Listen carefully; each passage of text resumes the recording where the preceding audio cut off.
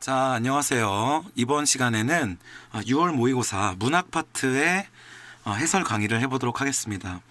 사실 문학은 안 올리려고 했는데, 왜냐하면 독서 같은 경우에는 이렇게 화면으로 띄워놓고 강의를 하는 게 도움이 될 수 있는데, 사실 저는 문학 같은 경우에는 현장 강의가 더 이제 선호를 하고 이해를 확인하면서 해야 된다는 생각이 있는데, 여러분들이 댓글에 문학도 올려달라는 요청이 좀 많아가지고 또 따로 시간을 내가지고 문학도 촬영을 하게 됐습니다. 자, 그래서 시 파트부터 한번 가볼게요. 백석의 여승과 문태준의 가재미라고 하는 시가 실려 있고요. 여승 같은 경우는 제가 중고등학교 때도 워낙 여러 번 봤던 시고, 그리고 백석이 워낙 유명하고 인지도가 높은 시인이다 보니까 시에 좀 관심이 있는 학생들이라면 충분히 여승 접해봤을 만한 시라고 생각이 됩니다.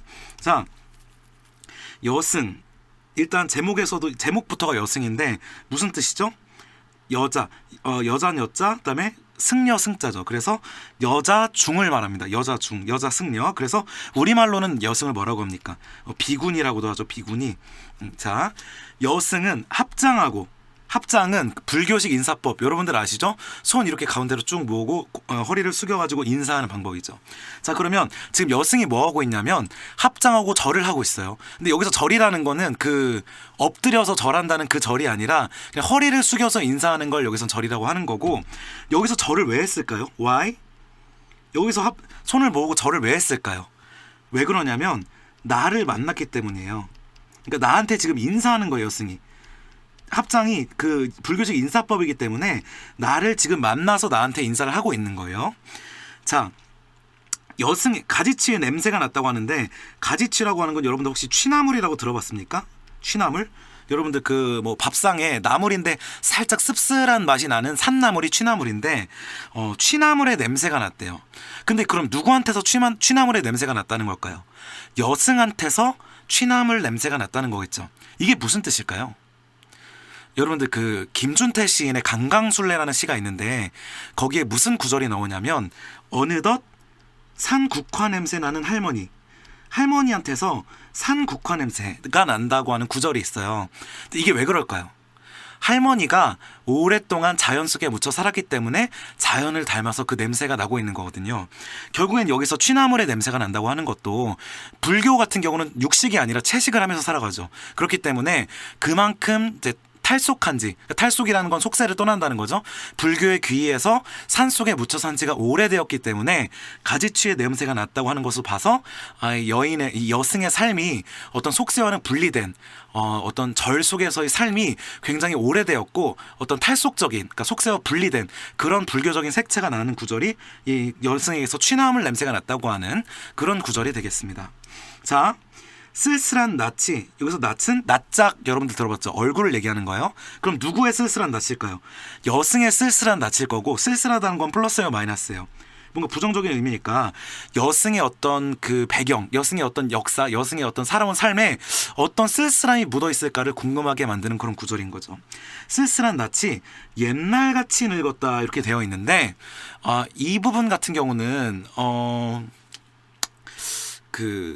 어느 정도 좀 약간 여러 가지로 해석을 해볼 수가 있어요. 일단 첫째는, 그러니까 왜 옛날같이 늙었냐면, 일단 옛날 사람들로 해석할 수 있겠죠. 옛날 사람들은 나이가 많아요, 적어요? 나이가 많은 사람들이니까 옛날 사람들처럼 얼굴이 늙어 보였다는 얘기를 할 수가 있겠죠. 근데 사실 이거보다 더 매력적인 해석은 뭐냐면, 옛날에 만났던 것처럼 늙었다, 이렇게 해석을 할 수가 있어요. 그러면 왜? 사실 이 뒤에 쭉 읽어보면 알겠지만 나와 여승이 옛날에 만난 적이 있거든요. 그래서 옛날에도 얼굴이 좀 늙어 보였던 거고, 옛날처럼 얼굴이 아직 이렇게 늙어 있는 거죠. 그러니까 한마디로 이제 노안인 거예요. 그럼 대체 얼굴이 왜 늙을까 생각해 보면, 우리가 좀 약간 세상의 모진 풍파 같은 걸 그다음에 고난과 시련을 많이 겪으면 그 얼굴이 상해가지고 보통 이렇게 좀 얼굴이 늙는다고 하잖아요. 그래서 여기서도 벌써 여승이 살아온 어떤 삶이 순탄치만은 않았겠구나라고 하는 거를 짐작할 수 있게 해주는 대목이라고 할 수가 있겠습니다. 자, 그러니까 지금 이제 여승을 만나서 여승의 얼굴을 본 다음에 내가 불경은 뭐죠? 불교의 경전이죠. 그럼 불경처럼 서러워졌다. 지금 나의 감정이 어땠습니까? 서러워졌죠. 마이너스죠. 지금 1년 벌써 지금 여인의 낯이 쓸쓸하고 여인의 얼굴이 쓸쓸하고 내 화자의 정서가 지금 서러워지고 있죠. 그래서 뭔가 슬픈 얘기가 나오지 않을까 이런 생각이 드는 거예요. 그래서 여기서의 나는 누굽니까? 바로 화자가 되는 거고, 화자, 이야기를 하는 화자가 되는 거고, 특히 지금 이걸 소설로 따지면 여러분들 소설 시점 알죠? 소설의 시점으로 따지면 지금 이 시는 1인칭 관찰자 시점인 거예요. 그러니까 나라는 화자가 얘기를 하고 있긴 하지만 나의 얘기를 하는 게 아니라 누구를 관찰하고 있어요. 그래서 여승의 삶을 어떤 관찰하는, 서술하고 소개하는 그런 구도로 되어 있기 때문에 소설로 따지면은 1인칭 관찰자 시점이라고 할 수가 있겠습니다. 그래서 나는 화자이면서 동시에 여승이라고 하는 시적 대상을 관찰하고 소개하는 그런 역할을 맡고 있는 주체가 된다고 할 수가 있겠습니다. 자, 그럼 여기서 불경처럼 서러워졌다고 하는데 왜 그런 걸까요? 자, 첫째는 우리가, 여러분들 혹시 불경을 외우는 소리를 들어봤는지 모르겠는데, 저는 불교가 아니어서 이렇게 흉내는 잘 몰라지만 이렇게 마마메라 이렇게 약간 그 목탁을 치면서 스님들이 이제 불경을 외우잖아요. 근데 그 소리를 가만히 들어보면은 되게 구슬퍼요. 뭔가 이렇게 그 슬픈 것 같기도 하고 이렇게 노래가 이어지면서 뭔가 좀 한이 담겨 있는 듯한 구슬픈 소리가 나요. 불경을 외울 때. 그래서 그런 의미일 수가 있을 거고, 두 번째는 이 불경을 이 시적 대상인 여승하고 좀 더 가깝게 해석해 볼 수가 있을 것 같아요. 왜냐하면 어쨌든 이 불경처럼이라고 하는 게 아마 여승이 불경을 외우는 소리라고 볼 수도 있을 것 같고요. 그럼 여승이 왜 불경을 외우게 되었을까요? 여승이 태어날 때부터 승려일까요? 아니에요. 뒤에 읽어보면 왜 여승이 되었는지가 나오고, 그러면 그 여승이 되기까지 삶이 굉장히 고달팠기 때문에 여승이 불경을 외우는 소리에는 그 불경을 외우게 되기까지의 고달픈 삶, 그 다음에 그 슬픔, 그런 것들이 여승의 불경 소리 안에 서려 있겠죠. 그렇기 때문에 불경처럼 서러워졌다라고 하는 말을 하면서 여승의 어떤 슬픔과 한이 맺힌 삶을 비유적으로 얘기해 준다고 할 수가 있겠어요. 그래서 여러분들 지금 여기 보면은 비유법 중에서 우리가 직유와 은유가 있는데, 직유 같은 경우에는 뭐뭐 같이, 뭐 듯이, 뭐처럼 이런 표현들이 있잖아요. 그래서 이게 뭐 옛날같이, 불경처럼 이런 것들을 이제 직유법이라고도 맡은 그 얘기를 많이 하는데, 사실은 좀 논란이 있을 수도 있어요. 왜냐하면 비유라는 거는 그 원관념과 보조관념이라는 대상이 있어야 되는데, 자, 불경처럼이라고 하는 비유 대상의 원관념이 뭐냐, 과연 존재하는 것이냐, 뭐 이런 약간 이제, 그러니까 예를 들어서 불경 같은 소리, 그러니까 이렇게 하면은 그 소리를 비유한 것이, 소리가 원관념이고 불경이 부조관념이다, 이렇게 얘기를 할 수가 있는데, 지금 여기서는 뭔가 좀 원관념이 구체적인 대상이 아니기 때문에 약간 논란이 있을 수는 있지만, 여러분들 고등학교 수준 정도에서는 옛날같이 불경처럼 이런 것들 대부분 그냥 같이, 듯이처럼이라고 하는 형태적인 그런 게 나오면 대부분 그냥 직유법으로 처리를 하고 있어요. 그래서 아마 학교 선생님한테 확인을 해보는 게 좋겠지만, 이 부분은 그냥 직유법이라고 알고 있으면 좋을 것 같습니다. 자, 여기까지 1년의 내용은 무슨 내용입니까? 여기 1년의 내용 무슨 내용이에요? 중이 된 여승과 재회하는 장면, 중이 된 여승과 화자가 만나고 있는 그런 장면이 첫 부분이 된다고 할 수가 있겠습니다. 그쵸? 자, 그 다음 가봅시다. 평안도의 어느 산에 깊은 금전판, 나는 파리한 여인에게서, 이 여인을 봤을 때 여러분들이 센스가 있다면 이 시를 미리 공부하지 않았더라도 이 여인이 누구라는 걸 직감할 수가 있어야 됩니까? 바로 이 여승하고 동일 인물이라고 하는 것을 짐작할 수가 있어야 돼요. 그 다음에 여기서 여인이라고 한 거는 아직 승려가 되기 전이란 말이죠. 그러면 1년에서 2년으로 갈 때 시간의 이동이 있는데, 시간이 지난 거예요? 아니면 과거로 점프한 거예요? 이거는 과거로 점프한 겁니다. 이게 바로 뭐냐면 여기가 현재가 되는 거고요, 이게 과거가 되는 거예요. 그래서 이 시가 갖고 있는 가장 큰 특성 중에 하나가 역순행적 구성, 시간의 흐름이 역정된, 현재에서 과거로 타임머신을 타고 가는 그런 구성으로 이루어져 있다고 하는 겁니다. 자, 평안도에, 지금 이제 북한 지역이죠. 어느예요? 어느 산에 있는 깊은 금전판 돼 있는데, 금전판이라는 거는 광산의 일터인데, 여러분들 그 금광이나 석탄을 캐는 광산 같은 거는 규모가 크기 때문에 광산을 이렇게 만들면 자연스럽게 마을 같은 게 형성되곤 했었어요. 그래서 이제 광산에서 그 있는 어떤 시장판 같은 데가 이제 금전판이고요.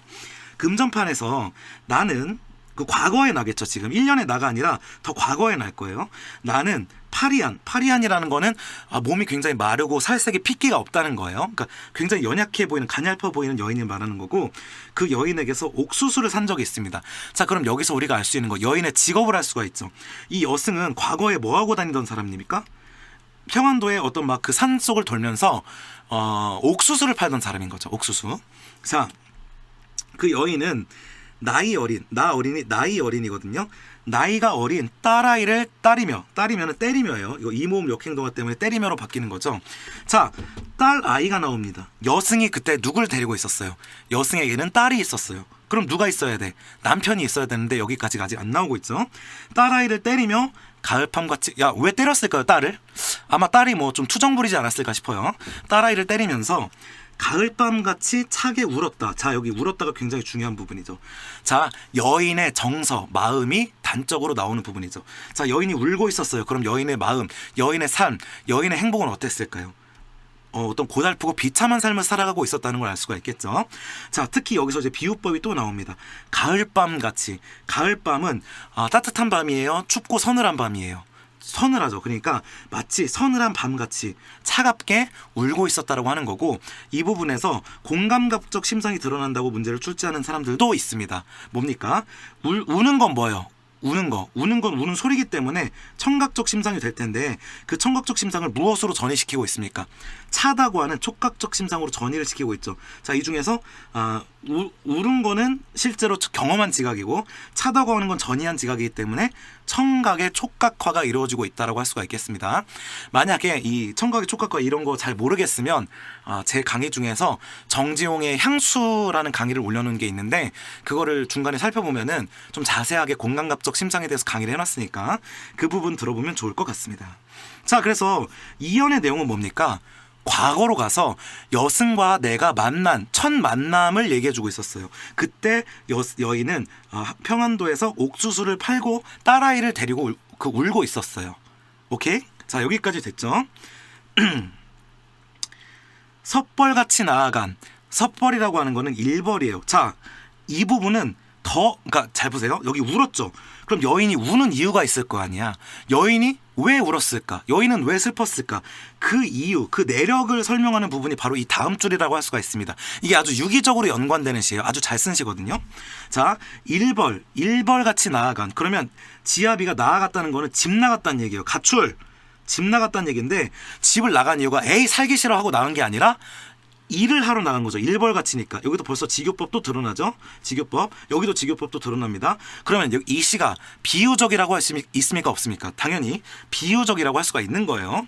자, 일벌같이 나갔다는 얘기는 에이 때려쳐 나 집 뭐 살기 싫어 이게 아니라 어쩔 수 없이 경제적인 궁핍 때문에 일을 하러 집을 나갈 수밖에 없었던 그런 아버지, 이 여승의 남편의 사연이 지금 나오고 있습니다. 그 남편을 기다려서 10년이 갔대요. 와, 남편이 집을 나간 지 10년 동안 여인은 계속 기다리고 있었던 거예요. 딸이랑 같이. 자, 근데 그 지아비가 결국 돌아왔습니까? 안 돌아왔습니까?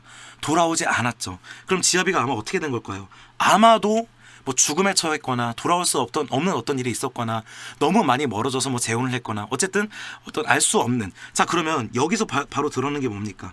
한 가정의 파괴죠. 한 가정의 파괴. 그리고 여러분들이 좀 추가적으로 알아둬야 하는 그 뒤에도 보기에 나오지만 이 그 시가 일제강점기를 배경으로 하고 있습니다. 그래서 여기에서 나오는 어떤 가정의, 그러니까 이 3년에서 나오는 것들이 이제 가정의 파괴에 대해서 나오고 있는데, 그 이유 자체가 어떤 비극적인 가정의 어떤 운명 자체가 시대적인 상황, 즉 일제강점기라고 하는 불행한 시대적인 상황하고 깊게 연관이 돼 있다는 것도 뒤에 보기에 나옵니다. 자, 10년 동안 기다리고 있었고 남편은 안 돌아오고 딸아이가 있었는데, 그 딸은, 자, 여기가 정말로 슬픈 부분이에요. 도라지꽃이 좋아가지고 돌무덤으로 갔대요. 여러분들 이거 유추할 수 있어야 되겠죠. 딸이 돌무덤으로 갔대. 그럼 딸이 어떻게 됐다는 겁니까? 딸의 죽음이죠.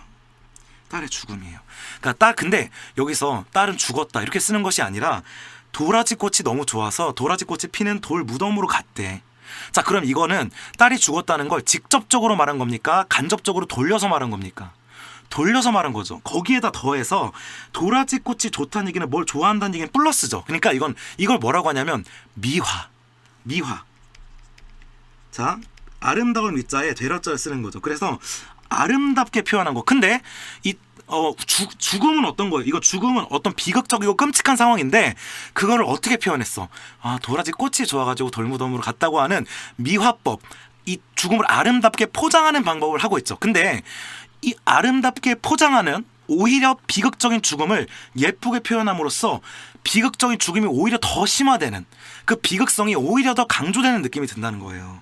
그래서 어린 딸은 죽었다 이러면 그냥 무미건조한데, 이런 어떤 딸의 죽음을 이렇게 예쁘장하게 이렇게 미화시켜서 표현함으로써 오히려 더 그 비극성을 강조할 수 있는 그런 어떤 부분이 이 부분이라고 할 수가 있겠습니다. 자, 그래서 이 3년은 가족의 파괴가 나오고 있어요. 남편은 안 돌아오고, 그다음에 딸의 죽음을 갖죠. 자, 여기서 특히 도라지 꽃이 좋아라고 돼 있는데, 뭐 이거는 제가 좀 약간 뭐 과장해서 해석하는 걸 수도 있고, 뭐 이렇게 동의하지 않는 분들도 많겠지만, 이 도라지 꽃이 무슨 색깔인 줄 아십니까? 보라색이거든요. 보라색. 자, 어이구, 이거 왜 이렇게 나와? 그냥 이렇게 이걸 할게요. 이렇게 도라지 꽃이 보라색으로 펴요. 보라색으로 약간 이렇게 피거든요. 저 어릴 때 제가 시골에 살아가지고 마당에 도라지를 많이 심었었는데 도라지 꽃이 보라색으로 펴요. 그리고 전 맨날 이 도라지꽃 터트리면서 놀았는데, 이게 이 도라지꽃이 이렇게 제가 그림을 못 그려가지고 이렇게 피기 전에 이게 약간 꽃망울이 져가지고 이렇게 약간 선물 상자처럼 이렇게 꽃봉오리가 오므라져 있을 때가 있어요. 근데 그때 이 꽃봉오리가 이 전부 여기가 이렇게 밀봉이 돼 있거든요. 싹 밀봉이 돼 있어가지고 안에가 공기로 가득 차 있어요. 그래가지고 이거를 누르면 뽕 하는 소리가 나면서 터져. 뽕뽕 이렇게 터지면서, 그래서 제가 맨 마당에서 이걸 계속 누르면서 펑펑펑 터트리니까 막 아빠가 와가지고 막 그 꽃 가만히 놔두라고, 터트리지 말라고 하고 그랬었는데, 자, 어쨌든 도라지 꽃의 색깔이 뭐라고요? 보라색. 근데 전통적으로 우리 문학에서 보라색이 어떤 소재로 쓰이냐면, 여러분들 황순원의 소나기 보면은 그 소녀가 이렇게 소년이 막 이제 꽃을 꺾어 오는데 그 중에서 와, 난 보라색이 좋아 이러고 소녀가 얼마 뒤에 죽거든요. 이 보라색이라는 게 좀 약간 죽음, 어두움을 암시하는 그런 어떤 색이라고 하는 문학에서 좀 자주 사용되는 색깔이라서, 이 도라지 꽃의 어떤 그 보라색 색채도 어떤 죽음과 연관이 되는 것은 아닐까? 이런 의심을 좀 가능케 하는 그런 부분이라고 할 수가 있겠습니다. 자, 마지막 용 가볼게요. 자, 여기 두 라임을 맞추고 있네요. 산꽁도, 산절에. 자, 산꽁도, 산꽁이란 거는 산에 사는 꽁, 새죠. 산꽁도, 설계는 서럽게예요. 산꽁도 서럽게 울은 슬픈 날이 있었다. 어느 날이, 어떤 시점이 있었다는 거네요. 자, 그 날은 어떤 날이냐면 산절에 마당 귀퉁이, 마당 한 구석에 여인의 머리카락이 눈물방울과 같이 떨어진 날이에요. 자, 그러면 이 날은 어떤 날이라고 할 수가 있겠습니까? 머리카락이 떨어진 날이래요. 바로 여승이 불교에 귀의하기로, 그러니까 불교 중이 되기로 마음먹은 날이라고 할 수가 있겠죠. 자, 그러면 여기서 우리가 좀 하나 크게 아주 중요한 부분이 하나 나옵니다. 짚어보고 가야 될 게 있어요. 자, 그게 뭐냐면, 여러분들 이 산꽁이 어떤 소재입니까? 문학 공부한 사람들은 좀 알 수가 있겠죠. 이게 어떤 소재야? 대답해야죠. 바로 감정이입이 되겠죠. 감정이입. 자, 산꽁이 왜 감정이입이냐? 제가 좀 이거는 이론적인 설명을 좀 할게요. 자, 여러분들이 알아야 되는 용어가 두 가지가 있습니다. 첫째가 객관적 상관물이라고 하는 용어예요. 객상물이라고 줄여서 많이 하고, 그리고 두 번째가 감정이입이라고 하는 용어예요. 감정이입. 자, 이렇게 집합관계로 따지면 객관적 상관물 안에 감정이입이 포함되어 있어요. 자, 그럼 이 정의가 뭐냐? 자, 봅시다. 객관적 상관물의 정의는 뭐냐면, 어떤 자연물 같은 대상이 있죠. 자연물. 이 자연물을 통해서 시적인 무엇을 강조하거나 환기할 때, 시적인 정서를 강조하거나 환기할 때 그 자연물을 뭐라고 하냐면은 객관적 상관물이라는 얘기를 합니다. 알겠어요? 자, 어떤 자연물을 끌어들임으로써 시나 어떤 화자의 정서를 강조하거나 더욱 돋보이게 만들 때, 강조하게 만들 때, 그럴 때 그것을 객관적 상관물이라는 용어를 씁니다. 자, 그러면 어떤 자연물이 있고 시적 정서가 있을 때 그 경우의 수는 4가지가 있을 수가 있어요. 그게 뭐냐면, 자연물도 긍정적이어서 나의 긍정적인 정서를 강조할 수가 있습니다. 그 다음에 부정적인 자연물을 통해서 내 부정적인 감정을 전달할 수가 있습니다. 자, 세 번째는 긍정적인 자연물을 통해서 오히려 나의 부정적인 걸 강조할 수가 있어요. 마지막은 부정적인 자연물을 통해서 나의 긍정적인 정서를 강조할 수가 있어요. 이 네 가지 경우일 수가 있습니다. 자, 각각의 예를 들어보면은, 자, 플러스죠. 예를 들어서 저기 뭐 꽃이 활짝 피어 있다. 그럼 여기 뭐야? 내 마음도 활짝 피어 있다. 그러면 지금 내 긍정적인 내 마음이 활짝 피어서 기쁘다고 하는 정서를 꽃도 즐거워한다는 걸 통해서 강조하고 있죠. 그러면 요 첫 번째 이 케이스는 자연물의 정서와 나의 정서가 일치됩니까? 반대됩니까? 둘 다 플러스기 때문에 일치되는 거죠. 일치. 자, 두 번째 케이스. 기러기야, 너도 짝을 잃고 너 외롭니? 나도 솔로라서 외로워. 자, 이러면 둘 다 부정적이죠. 그럼 이거는 일치예요, 반대예요? 자, 지금 기러기를 통해서 자기의 정서를 강조하고 있는데 일치를 통해서 자기 정서를 강조하고 있죠. 자, 근데 반대로 이거 보세요. 유리왕의 황조가라고 하는 시가 보면 어떤 내용이냐면, 저 꾀꼬리는 암컷 수컷이 저렇게 정다운데 나는 왜 이렇게 혼자서 외롭고 슬플까? 이런 얘기가 있어요. 그러면 오히려 긍정적인 어떤 즐거운 상황에 처해 있는 자연물을 언급함으로써 오히려 나의 부정적인 상황을 부각할 수가 있죠. 그러면 요 세 번째 케이스는 자연물의 정서와 나의 정서가 일치하는 게 아니라 반대, 대조된다고 할 수가 있겠습니다. 자, 이 마지막 케이스도 뭐 기러기야, 너는 솔로라 외롭니? 나는 이제 사귀어서 재밌다. 하하하. 자, 이렇게 하면 뭐가 되는 거예요? 반대가 되는 게 되겠죠. 자, 이 중에서 이 자연물과 나의 정서가 일치하는 이 위에 두 가지 케이스를 뭐라고 하냐면은 감정이입이라고 특별히 얘기를 합니다. 자, 그 다음에 이렇게 반대되는 케이스는 요 바깥의 여집합인 객관적 상관물이라고 하는 용어를 씁니다. 알겠죠? 자, 그러면 감정이입이란 정의가 뭐겠어요? 자연물을 통해서 나의 정서를 강조하는 객관적 상관물 안에 포함되는 것으로서 특히 자연물과 나의 정서를 일치시킴으로써 강조할 때, 그러니까 자연물의 정서와 나의 정서가 일치돼서 내 정서가 자연물에 이입될 때 그것을 감정이입이라고 한다는 겁니다. 자, 그러면 여기서 봅시다. 산꽁이 서럽게 울었다는 게 왜 감정이입이냐면, 산꽁의 정서가 어때요? 산꽁이 서럽게 울었대. 그러면 이 산꽁의 정서가 뭡니까? 마이너스죠. 그리고 이 마이너스적 정서고 이 전체적인 시의 정서, 여인의 정서나 나의 정서도 플러스야 마이너스야? 슬픈 거죠. 서럽죠. 그러면 이 산꽁도 슬프고 나도 슬프지. 그러면 나나 화자나 여인의 슬픔이 이 꽁 안에 투영돼서 감정이입, 감정의 일치를 통해서 이입되어 있다고 볼 수가 있기 때문에 이 산꽁은 감정이입의 대상이라고 볼 수가 있다는 겁니다. 그리고 여러분, 여기에다가 학교 시험 문제에서 A 이렇게 밑줄 쳐놓고 다음 중 A와 유사한 소재가 쓰인 시로 맞은 것을 고르시오. 그러면 1, 2, 3, 4, 5번에 그 중에서 감정이입이 사용된 시가 하나 나오는 겁니다. 그런 식으로 문제가 출제가 될 수 있다는 겁니다. 자, 산꽁도 서럽게 울은 슬픈 날이 있었다. 그 슬픈 날은 어느 날이에요? 바로 요 날과 같은 날인데, 그 날은 산에 있는 절의 마당 귀퉁이에 여인의 머리카락이 눈물방울과 같이, 이거는 두 가지로 해석될 수가 있습니다. 뭐냐면 눈물방울처럼이라고 해석될 수가 있어. 눈물방울처럼. 그러니까 머리카락이 마치 눈물을 흘리는 것처럼 떨어졌다. 오케이? 자, 그러면 이 부분 같은 경우는 비유법으로 쓰인 게 되겠죠. 비유법. 왜? 직유법으로 눈물방울처럼 머리가 떨어졌다. 자, 두 번째는 투게더, 눈물방울과 함께. 그러니까 여인이 그 머리를 깎으면서 눈물과 머리를 같이 떨어뜨렸다고 볼 수가 또 있겠죠. 그런데 그렇게 표현하면 어떻게 해석하든 좀 중의적으로 다 해석이 가능한 부분이 눈물방울과 같이 떨어진 날이라고 할 수가 있는 겁니다. 알겠죠? 자, 그 다음에 여기 보면 좀 이제 감각적인 부분 나타나는데, 산꽁도 서럽게 울었다. 여기서 무슨 심상이 나타납니까? 바로 청각적 심상. 왜요? 산꽁의 청각적 심상, 산꽁의 울음소리가 청각적으로 환기되기 때문이고요.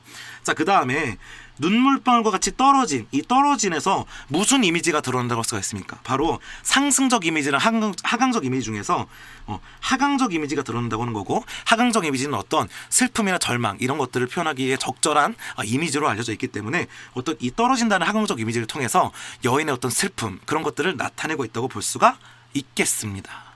자, 이 시가 이게 이제 여승이 되는 건데, 여러분 이 여승은 한번 타임라인을 그려볼 필요가 있어요. 왜냐하면 아까 말했던 것처럼 이게 시간적으로 좀 역전 구조가 있기 때문에 좀 이게 시간 순서에 따라서 우리가 배열해 볼 필요가 있어요. 자, 제가 여기서 지금 이 시간 좌표를 그리겠습니다. 자, 첫째는 뭐냐면, 자, 시에 나오진 않지만 누가 있었냐면은 여인이 있었고 남편이 있었고 또 누가 있었습니까? 딸도 있었겠죠. 이렇게 잘 살고 있었을 거야. 옛날에는, 처음에는. 그게 이제 시에 나오진 않죠. 여기부터가 이제 시에 나오는 부분입니다. 자, 근데 무슨 일이 벌어졌습니까? 바로 이 남편이 어디에 갔습니까? 일을 하러 가버렸죠. 그래서 남편이 집을 나갔죠. 남편이 집을 나가게 된 거, 일을 하러. 자, 그 다음에 그동안 여인은 뭐 하러 다녔습니까? 바로 옥수수를 팔러 다녔죠. 그래서 여인이 옥수수 장사를 하러 다녔어요. 이때 누구랑 같이 다녔습니까? 딸하고 같이 다녔죠. 그리고 무려 기다린 기간이 얼마나 됩니까? 10년 동안 남편을 기다리면서 옥수수 장사를 했다는 겁니다. 자, 근데 결국 남편도 안 돌아오고 딸이 어떻게 됐습니까? 바로 딸이 도라지꽃이 좋아서 죽어버렸죠. 딸이 죽었어요. 딸의 죽음이라는 사건이 발생했죠. 맞습니까? 자, 그래서 여러분들, 딸의 죽음의 결과 어떻게 됐습니까? 지금 봐봐요. 여승의 삶이 얼마나 힘들지. 지금 남편도 집 나가서 안 돌아오고, 그다음에 옥수수 장사도 힘들었는데 그 설상가상으로 딸까지 죽었어.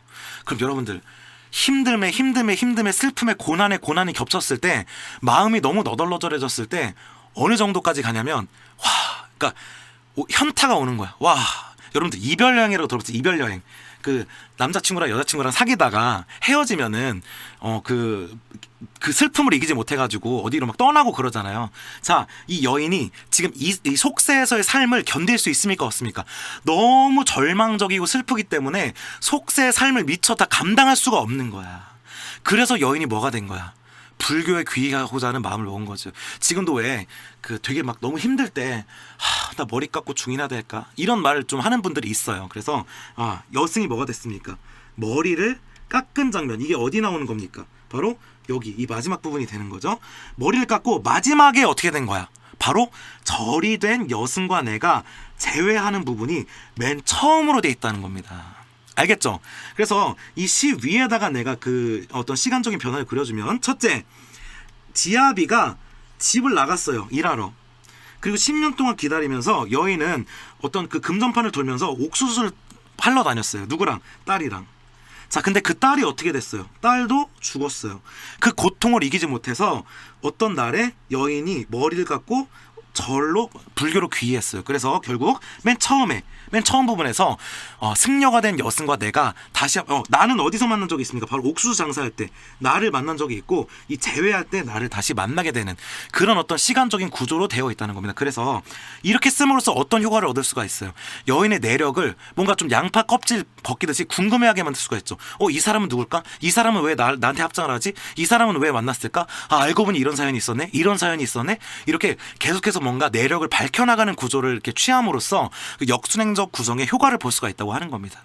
알겠죠? 자, 그래서 이거를 사실은 여러분들 맨날 물어보는 게 몇 연이 시간적 순서예요라고 물어보는데 그게 아무런 의미가 없어요. 왜냐하면 여기 나아간 지아비가 제일 먼저고, 그러니까 이게 왔다 갔다 하고 있어서 사실은 그렇게 막 뭉뚱그려서 연으로 표현하기가 좀 그렇지만, 보통 일반적으로 학교들에서는 그냥 2연, 3연, 4연, 1연 요렇게 좀 보통 순서를 많이 보는데, 사실 뭐 이렇게 하기는 좀 이렇게 딱딱 구분하기는 어렵고, 제가 지금 일러드린 어떤 시간적 순서와 내용을 좀 잘 기억해 두시면 여승을 이해하는데 크게 무리가 없을 거라고 생각이 됩니다.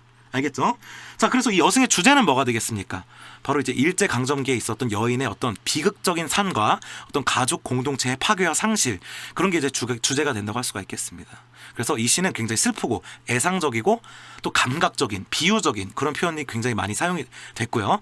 특히 이제 백석의 시의 특징이 뭐냐면 어떤 우리 고유 어휘들을 사용했다는 거죠. 뭐 가지취라든지 뭐 파리안 뭐 이런 어떤 그 섭벌 뭐 이런 어떤 고유어들을 좀 적극적으로 활용한다는 것이 백석의 특징이 되겠고, 그 다음에 이제 문체를 또 예를 들자면 이 굉장히 비극적인 시고 굉장히 슬픈 시인데도 불구하고 막 절망적으로 절규하면서 쓴 것이 아니라 오히려 그 비극성에 비해서 문체 자체는 굉장히 건조하죠. 그래서 감정을 오히려 절제하고 있는 느낌이 드는데 오히려 그 감정의 절제를 통해서 더 슬픔이 묻어나는 느낌이 들어요. 그래서 저는 그런 느낌이 들어요. 그래서 어떤 여인의 삶을 이야기를 들려주듯이 전달을 함으로써 어떤 여인의 어떤 삶들을 비극적으로 형상화했다, 이렇게 한 그런 게 바로 이 시의 의의가 될 수 있다고 하는 겁니다.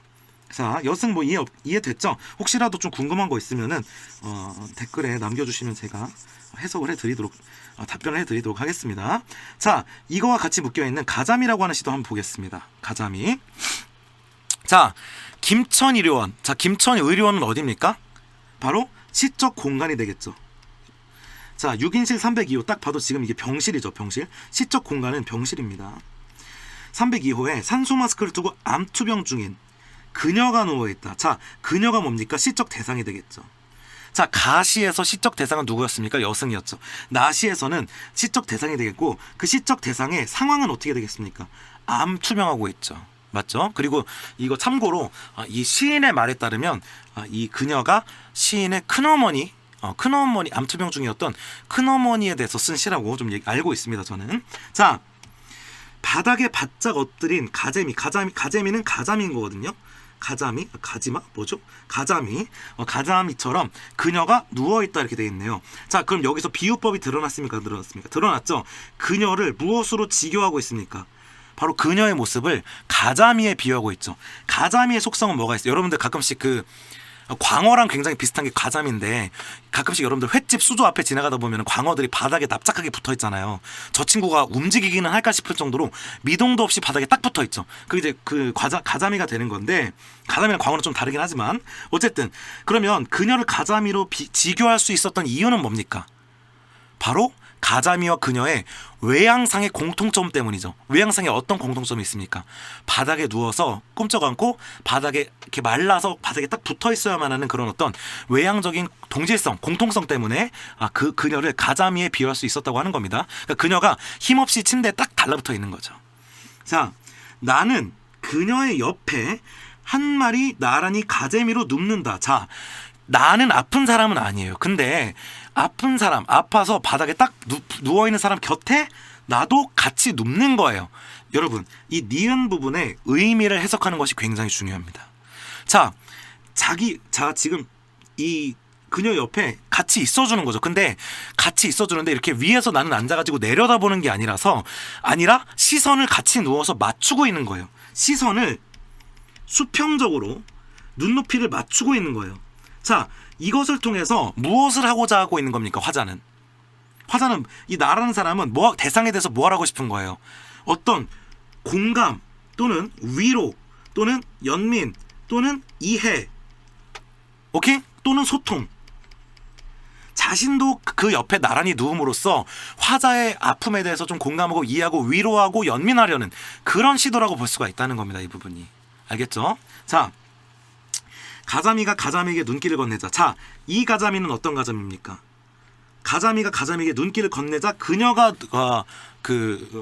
눈물을 쏟는 거니까 이 가자미는 즉 화자가 되겠고, 이 가자미는 그녀가 될 거예요. 내가 누워가지고 투병하고 있는 그녀에게 눈길을 보내니까 그녀가 울컥 눈물을 그러면 눈물을 왜 쏟을까요? 왜 쏟은 걸까요? 자, 이 눈물은 첫째, 어떤 감동일 수 있겠죠. 같이 누워주고 같이 어떤 눈높이를 맞춰주는 것에 대한 감동일 수가 있겠고, 그건 이제 플러스적 요소고, 마이너스적 요소는 어떤 자신의 죽음에 대한 슬픔, 안타까움 때문에 눈물을 쏟아내는 것은 아닐까, 이렇게 생각해 볼 수가 있는 거죠. 자, 어쨌든 지금 대상이 처한 시적 상황이 어때요? 좋지 않죠. 마이너스죠. 자, 왜 가와 나가 묶였을까요? 왜 백석의 여승과 가자미라는 시가 하나에 묶였을까요? 여러분들 모의고사 출제할 때 그냥 다트 던져서 아무 시나 같이 묻는 거 아니에요. 어떤 공통점이 있기 때문에 묻는 거란 말이야. 자, 가와 나 모두 어떤 공통점이 있냐면, 어떤 부정적인 상황, 부정적인 현실에 처한 대상을 바라보는 화자의 시선이라고 하는 공통점이 있기 때문에 이 두 시가 묶일 수가 있었다는 겁니다. 자, 한쪽 눈이 다른 쪽으로 올마붙은 야윈 그녀가 온다. 자, 이거 무슨 말입니까? 여러분 혹시 이거 아는지 모르겠는데 제가 아까 광어 얘기했는데, 사실은 광어랑 가자미랑 구분하기가 되게 힘들어요. 그게 제가 알기로는 그게 둘 다 납작하고 굉장히 갈색으로 생겨가지고 구별하기가 어려운데, 광어나 가자미의 중요한 특징 중에 하나가 눈이 한쪽으로 몰려 있어요. 그러니까 위에서 내려다볼 때 약간 이렇게 납작하게 생겼잖아요. 이렇게.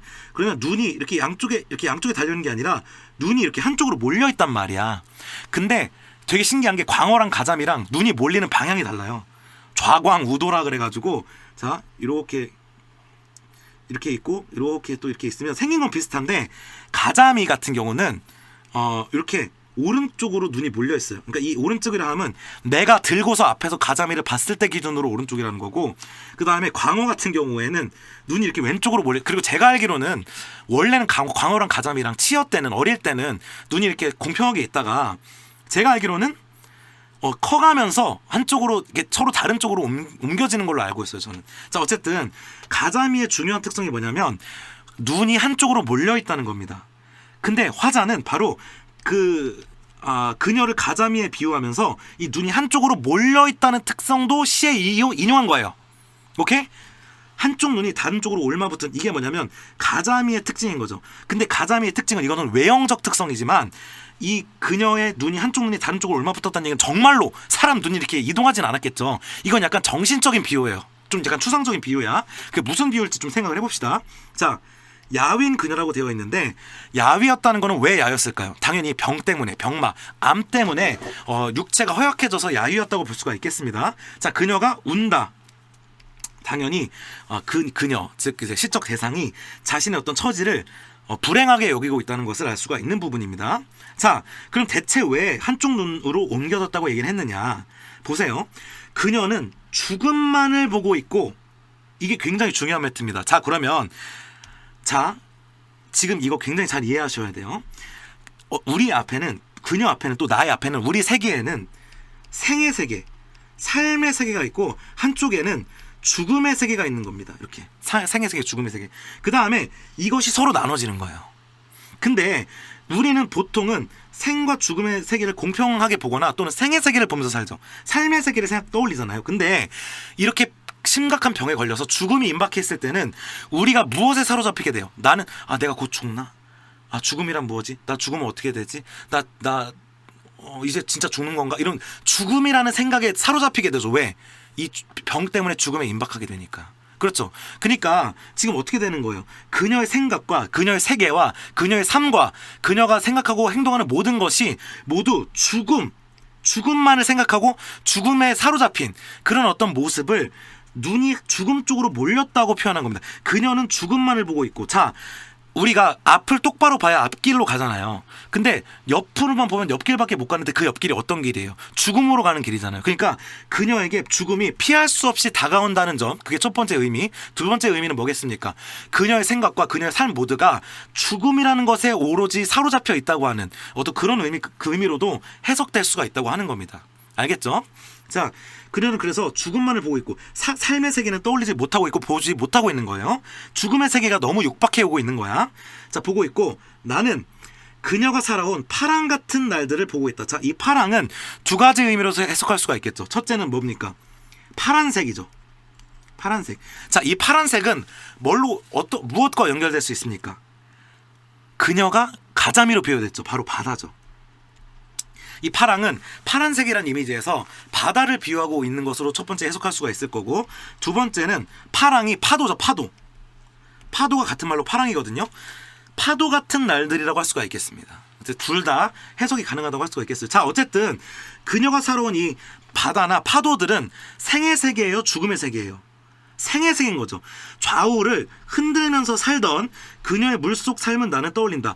그녀도 한때는 이렇게 가자미처럼 납작하게 붙어서 움직이지 못하는 것이 아니라 열심히 꼬리치면서 지느러미와 꼬리를 흔들면서 헤엄치던 생의 시간들, 삶의 시간들이 있었던 거예요.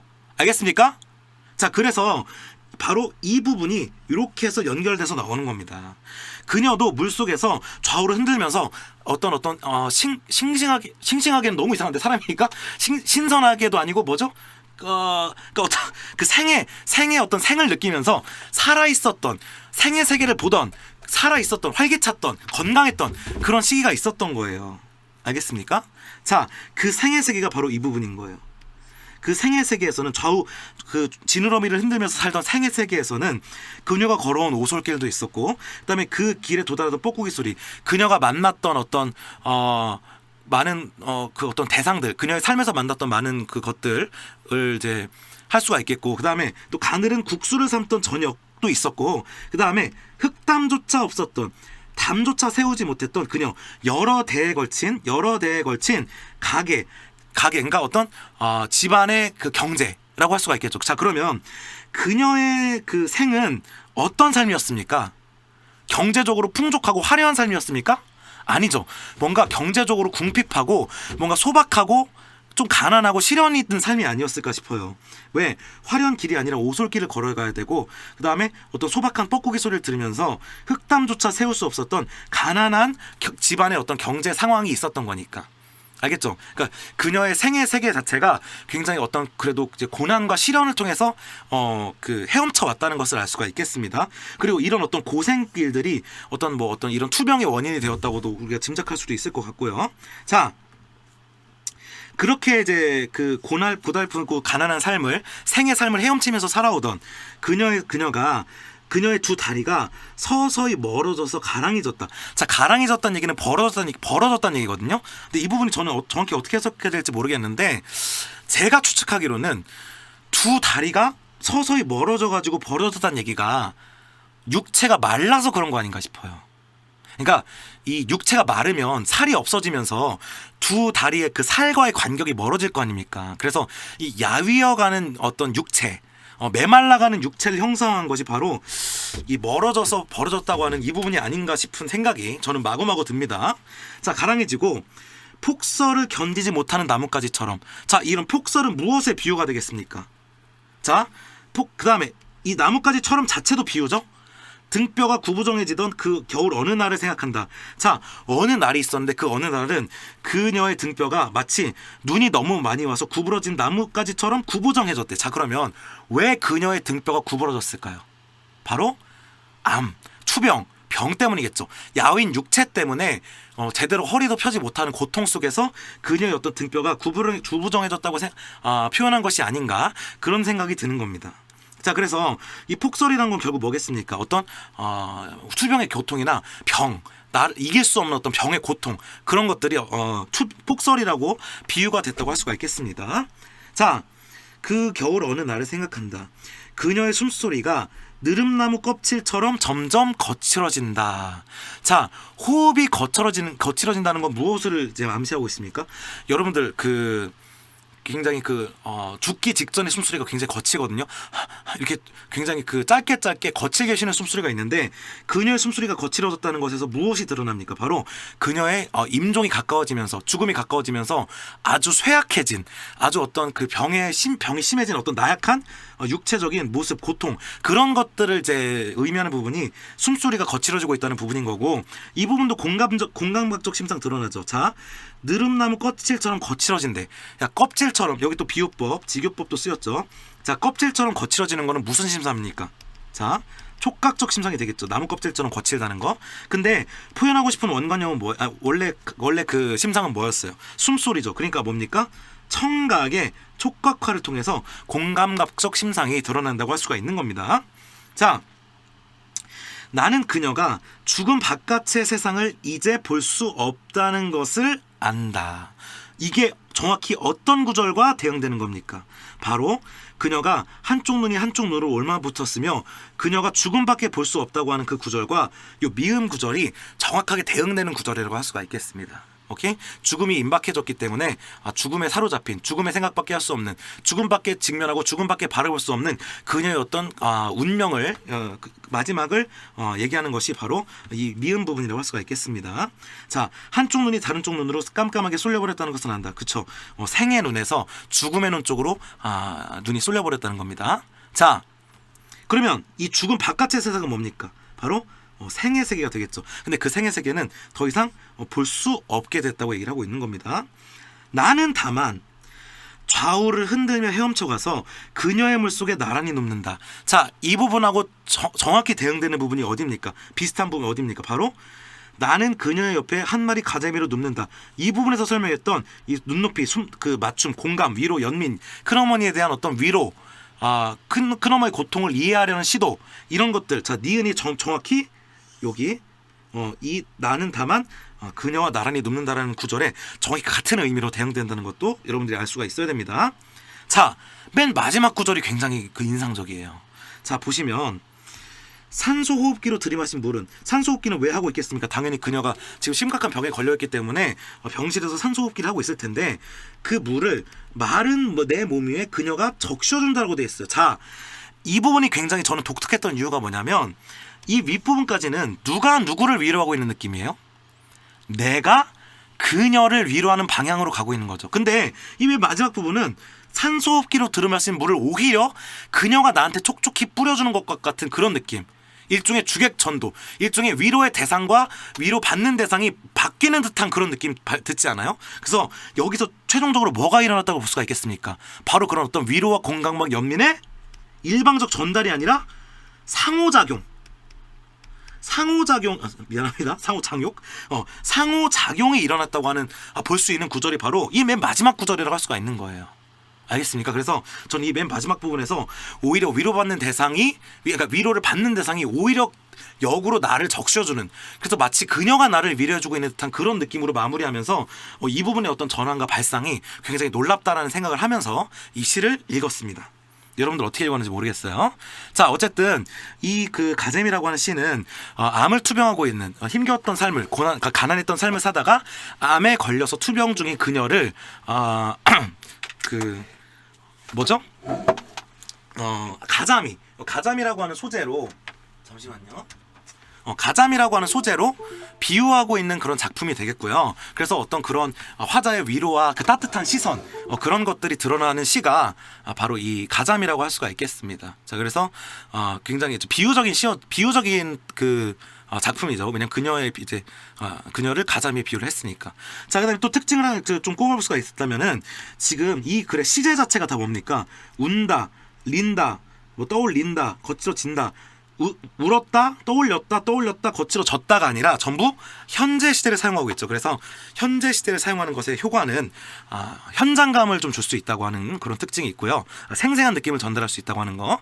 그 다음에 이 나 시도 마찬가지로 그 가와 공통점이 있는 게, 굉장히 비극적인 상황에 처한 대상을 바라보고 있지만 그것이 어떤 감정적으로 표출되어 있는 것이 아니라 굉장히 좀 담담한, 건조한 어조로 되어 있어요. 그 종결어미가 다 뭐예요? 운다, 떠올린다, 그친다. 어떤 이런 좀 약간 단정적인 어조로 담담하게 표현하면서 상황을 좀 담담하게 전달하는, 그 안에서 어떤 슬픔을 참아내면서도 더 슬픔 안으로 사귀면서 더 강조하는 그런 어떤 깊이 있는 그런 어떤 감정의 절제가 느껴진다고 하는 그런 특징이 있는 시가 바로 문태준의 가자미가 되겠습니다.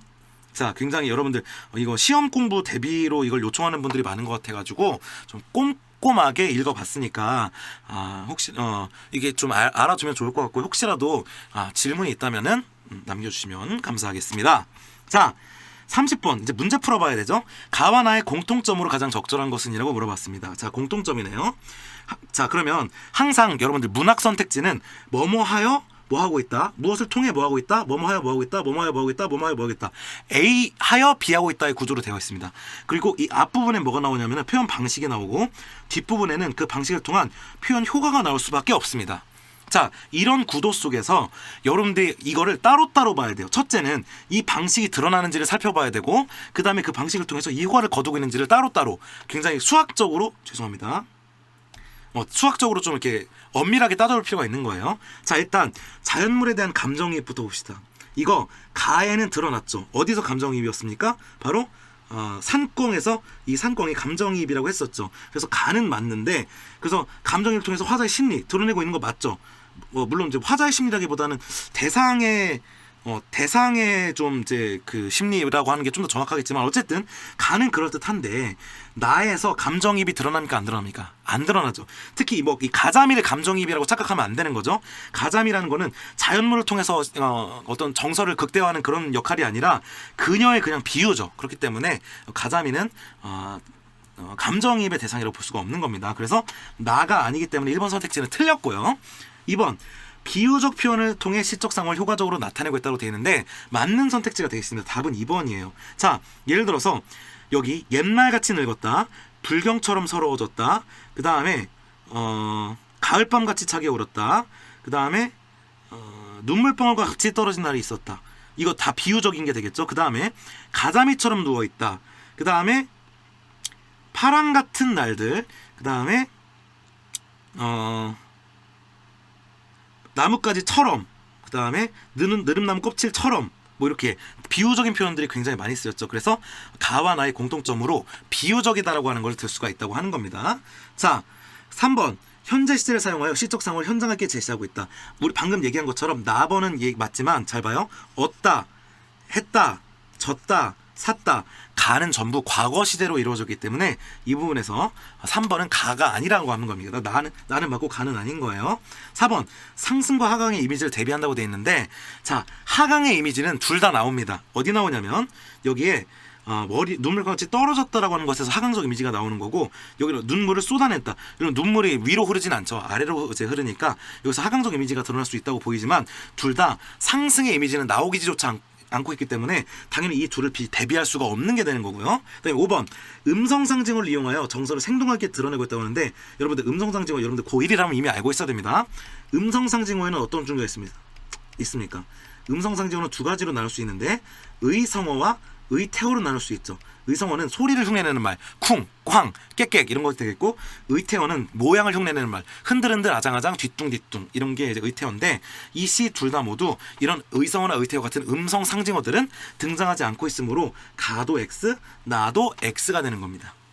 어렵지 않죠? 그 다음에 31번 AP에 대한 설명으로 적절한 것이라고 얘기를 하고 있네요. 자, A가 뭐냐면 여승의 나고요. B가 뭐냐면 가자미의 나예요. 가자미의 나예요. 자, 여승의 나는 자신과 시적 대상의 삶을 비교하고 있다. 이건 아니게 되겠죠. 물론 시적 대상인 여승이 드러나고 있긴 하지만 삶을 비교하는 거 아니죠. 그래서 비교가 틀린 거죠. 비교하려면 자기의 삶에 대해서도 얘기해줘야 되는데, 가시는 자기의 삶에 대해서는 얘기하고 있지 않고 여승의 삶에 대해서만 얘기하고 있기 때문에 애초에 비교를 할 수가 없는 거고요. 1번은 틀린 선택지. 2번 여승의 나는 시적 대상으로 인해서, 시적 대상은 여승이 되겠죠. 여승 때문에, 화자는 여승 때문에 삶을 살아보는 관점이 변하고 있다 이렇게 되어 있는데, 자신의 삶을 바라보는 관점이 어떤 것인지에 대해서 얘기가 안 나오고 있고, 더구나 그것이 변했다는 것은 더더욱 알 수가 없다는 게 되겠죠. 자, 그래서 아닌 게 되겠고요. 3번 가자미의 나는 시적 대상을 통해서 자신의 추구하는 삶을, 그러면 무슨 말이냐면 암투병하는 그녀를 통해서 자신이 어떤 삶을 추구하는지 드러내고 있다고 하는 게 근데 뭐 투병하는 삶을 추구하는 건 아닐 테니까 뭐 이것도 뭐 전혀 드러나고 있다고 볼 수가 없겠고요. 4번 시적 대상과의 상호작용을 통해서 정서적으로 교감하는, 맞았죠. 아까 나의 위로와 그녀의 위로가 상호작용하는 그런 느낌이 든다고 했었죠. 답은 4번이 되겠네요. 5번 여승의 나와 그 다음에 가자미의 나는 모두 시상이 전개되면서 시적 대상과 하나가 되려는 의지. 자, 여기서 그 여승하고 내가 하나가 되려고 합니까? 그건 아닌 거고요. 그다음에 가자미의 나도 옆에서 그 위로해 주는 것뿐이지 뭔가 하나가 되고자 하는 그런 뭐 만약에 하나가 되고자 했다면 옆에 놓진 않았겠죠. 뭐 다른 방법 썼겠죠. 그러니까 B도 아니니까 답은 4번이 될 수가 있겠습니다. 자, 32번 봅시다. 여러분들 이거 풀 때 당연히 보기부터 읽고 풀었어야 되는 문제죠. 자, 여승은 한 여인. 자, 이게 바로 여승이죠. 여승.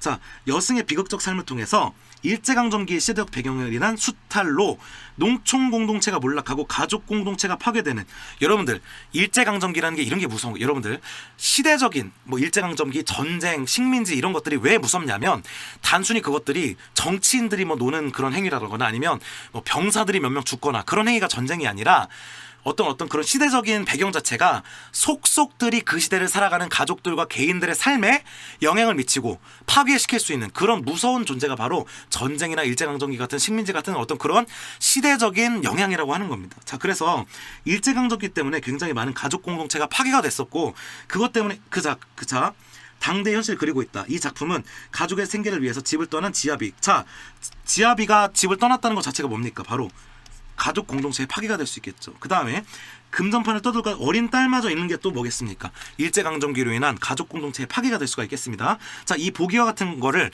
무슨 관점으로 읽었다고 합니까? 바로 시대적 상황에 대입하는 반영론적 관점으로 이 시를 읽었다고 하는 게 되는 거죠. 자, 한 여인의 기구한 인생을 짧은 구성으로 밀도 있게 보여준다. 또한 이 시의 시상은 시간적 흐름에 따르지 않고 재구성하여, 자, 아까 시간적 순서가 막 왔다 갔다 했었죠. 바로 그것이 바로 시간적 순서의 재구성이라는 말로 여기서 구체화가 되고 있는 겁니다. 자, 이걸 바탕으로 가를 감상한 내용으로 적시하지 않은 것은이에요. 1번 여인이 금전판에서 옥수수를 팔고, 자, 옥수수를 왜 팔았어요? 남편을 기다리기 위해서 기다리다가 할 일이 없어서 옥수수를 팔았겠죠. 내가 그 옥수수를 사는 행위는 농촌 공동체의 몰락과, 여기까지는 맞아요. 여기까지는 맞아. 그 여인이 남편을 기다리다가 옥수수 행상으로 전락할 수밖에 없었던 상황 자체는 농촌 공동체의 몰락이라고 할 수가 있습니다. 근데 내가 옥수수를 사는 행위가 그것을 회복하려는 시도다? 여러분들 지압이 기다리면서 옥수수 팔러 돌아다니는 그 여자한테서 옥수수 하나 사는 것이 과연 농촌 공동체를 회복하려는 시도가 될 수 있을까요? 그렇지는 힘들죠. 그 옥수수를 샀다는 거는 나와 여승이 과거에 만난 적이 있다는 걸 강조하기 위해서, 드러내기 위해서 나온 시어일 뿐이지, 구절일 뿐이지, 농촌 공동체에 대한 회복으로 읽으면은 오바 세바가 되는 겁니다. 그러니까 답은 1번이 되겠고, 2번 섣벌같이 나간 지압이, 일벌같이 나간 지압이가 10년이 되도록 돌아오지 않았다는 사실이 가족 공동체가 파괴된 모습 맞게 되겠죠. 아까 읽었죠. 어린 딸도 돌아짓고서 돌무덤에 가서 죽었다는 거는 남편을 찾아 떠들다가 딸마저 잃게 된 여인의 기고형사, 당연히 맞는 게 되겠고요. 여인의 머리카락이 눈물방울처럼 떨어진 날은 여인이 현실의 삶을 건지를 못하고 불교에 귀의하여 여승이 된 날로 볼 수가 있죠. 그 다음에 여인의 비극적인 삶을 재구성하여 1년에서는 현재의 모습 맞죠. 1년 부분이 현재였고 이 사연이 과거였죠. 그렇기 때문에 5번도 맞는 선택지가 되는 겁니다. 자, 맨 마지막 문제네요. 거의 1시간이 다 되어가는데 여러분들 들은다고 고생 지금 많고 있습니다. 많고 있다? 뭔가 좀 이상한데? 자, 기억 미음에 대한 예로 적절하지 않은 것은 어디 있네요. 기억 봅시다. 바닥에 바짝 엎드린 가재미처럼 그녀가 누워있다. 자, 병상에 누워 투병하는 그녀의 모습에서 납작한 가재미를 떠올리고 있다. 맞죠? 외양의 유사성 때문에 이런 비유가 가능했다고 하는 겁니다. 니은, 나는 그녀의 옆에 가자미로 같이 눕는다. 그녀에 대한 나의 연민과 위로가 구체적 행위로 드러냈다. 맞는 게 되겠죠. 눈높이를 맞춰서 그녀를 연민하고 위로하고 이해하고 공감하고 소통하려는 그런 화자의 시도가 바로 그녀 옆에 가자미처럼 나란히 눕는 시도가 되겠습니다. 자, 디귿 어디냐면 가늘은 국수를 삶던 저녁이면 흑담조차 없었던 그녀의 누대의 가게, 가난하고 힘들게 살았던 그녀의 과거사. 맞는 게 되겠죠. 자, 리을, 죽음이 임박해지고 있는 그녀의 현재 상황. 맞죠? 숨소리가 거칠어지고 있다는 것이 바로 죽음을 향해 가고 있는 여인의 쇠잔한, 쇠약한 육체를 얘기한다는 거 알 수가 있겠고. 자, 미음 봅시다. 그럼 답은 5번이 되겠네요. 자, 나는 그녀가 죽음 바깥의 세상을 볼 수 없다는 것을 나는 안다라고 되어 있는데 죽음을 받아들일 수 없는 그녀의 체념적 태도라고 되어 있습니다. 자, 나는 무엇을 안다라고 되어 있을 때 그 구절은 나의 생각입니까? 그녀의 생각입니까? 나의 생각이죠. 나의 시선을 통해 바라본 그녀의 삶이잖아요. 이게 나의 시선을 통해서 바라본 그녀의 생각과 그녀의 세계인 거예요. 근데 그녀의 태도가 드러낸다는 것 자체가 잘못된 거고, 체념이라고 하는 거는 포기한 거죠. 그녀가 생을 포기했다는 의미죠. 근데 그녀가 단순히 죽음에 임박해오고 있고 죽음에 사로잡혀 있다는 것뿐이지 살기를 포기했다라고 하는 체념으로 읽으면 너무 오바가 되는 거죠.